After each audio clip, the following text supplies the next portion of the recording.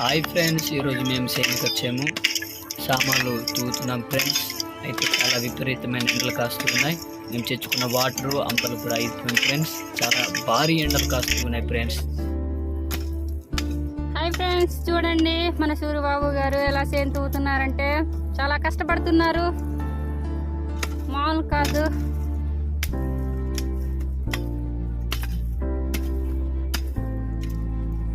ఎంత గట్టిగా ఉందంటే ఈ చేను అంత గట్టిగా ఉంది. వర్షం పడినా కూడా లాభం లేనట్టుగా ఉంది.